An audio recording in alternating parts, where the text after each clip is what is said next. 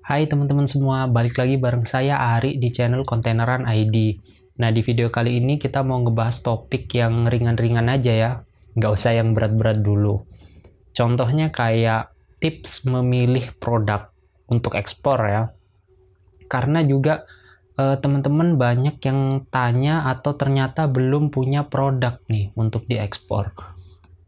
Pengen ekspor tapi nggak ada produknya, ya agak sulit ya kalau kalau misalkan seperti itu kenyataannya.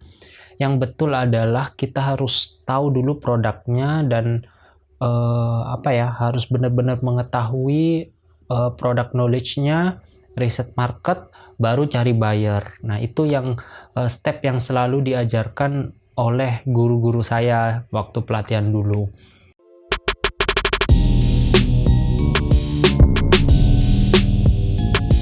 Bagi teman-teman yang udah punya produk untuk diekspor, ya mau nonton video ini juga nggak apa-apa, mau di skip video ini juga nggak apa-apa sih, silahkan aja. Dan juga selamat karena masuk ke tahap berikutnya, yaitu product knowledge harus dipelajari, kemudian riset market.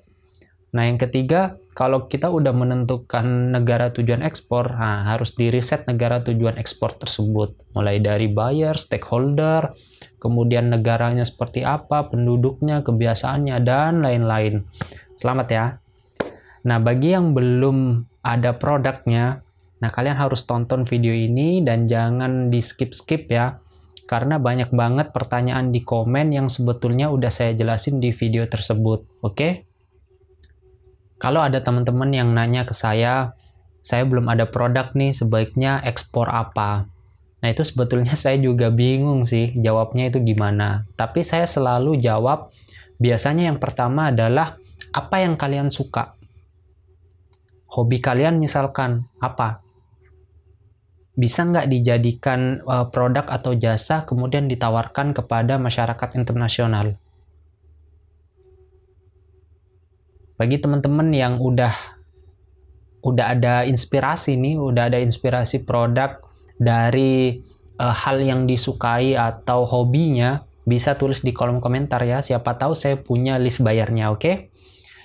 Nah, kalau misalkan dari hobi atau apa yang disuka kita belum nemu nih inspirasinya, lanjut ke tahap kedua yaitu apa yang kita mampu atau kemampuan kita di bidang apa.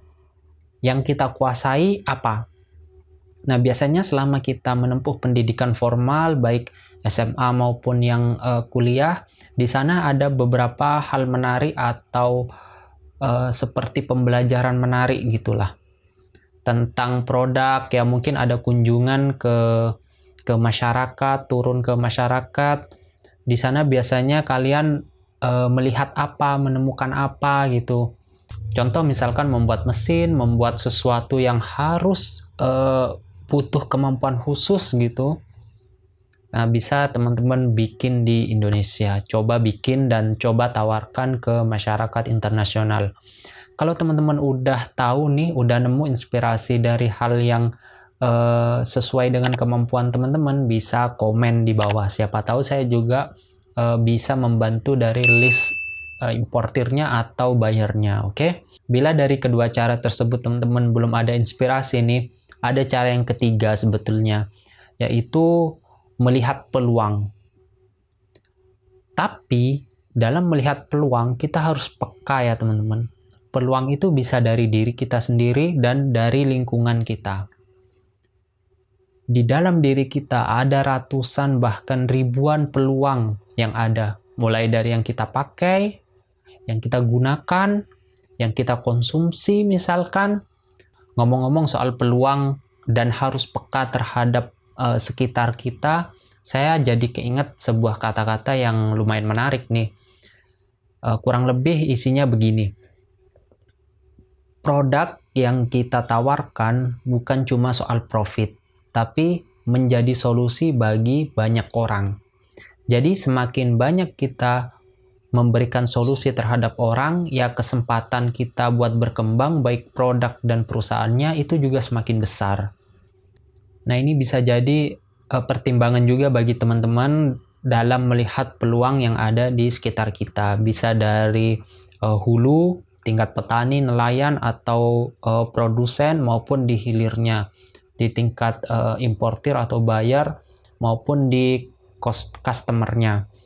Atau di antara kedua ini, di jalur distribusinya, teman-teman mungkin punya ide apa, ide produk, sesuatu produk gitu kan. Nah, kalau saya pribadi, karena background saya orang Sumeneb Madura, dan sepertinya saya nggak ada produk yang disuka, nggak ada sesuatu yang dikuasai sehingga bisa menjadikan produk.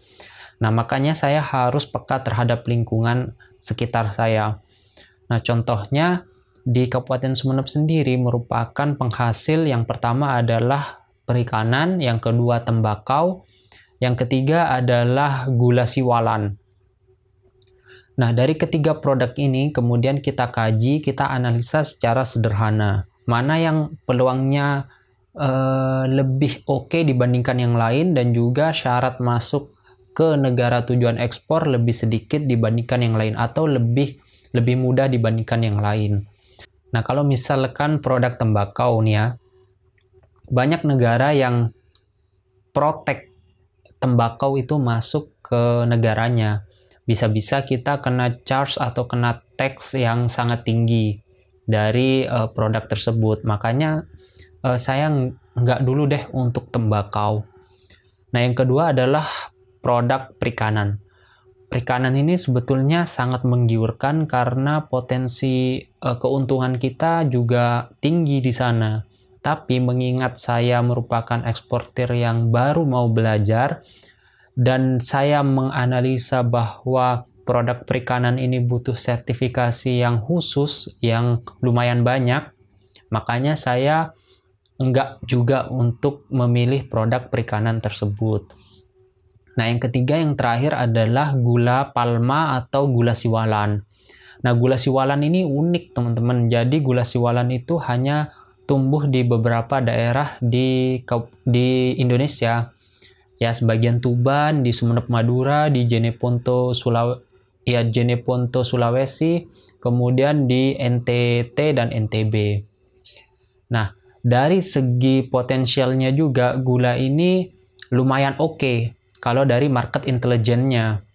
Kemudian yang kedua adalah dari syarat masuk ke negara tujuan ekspor juga ya normal lah, nggak terlalu ribet. Makanya saya memilih gula sebagai produk pertama saya untuk saya pasarkan ke luar negeri. Jadi kurang lebih seperti itu ya. Bagi teman-teman yang udah mulai ada inspirasi produknya, bisa tulis di kolom komentar ya. Siapa tahu saya punya list untuk importirnya atau bayarnya, oke? Terima kasih bagi teman-teman yang udah nonton. Silahkan kalau teman-teman suka bisa like videonya, kalau nggak suka bisa langsung dislike. Selalu support channel ini agar terus berkembang dan juga selalu memberikan konten-konten yang positif lagi. Dan jangan lupa follow juga di media sosial kami, Instagram @containeran.id, dan juga TikTok containeran.id. Sampai jumpa di video selanjutnya. Bye!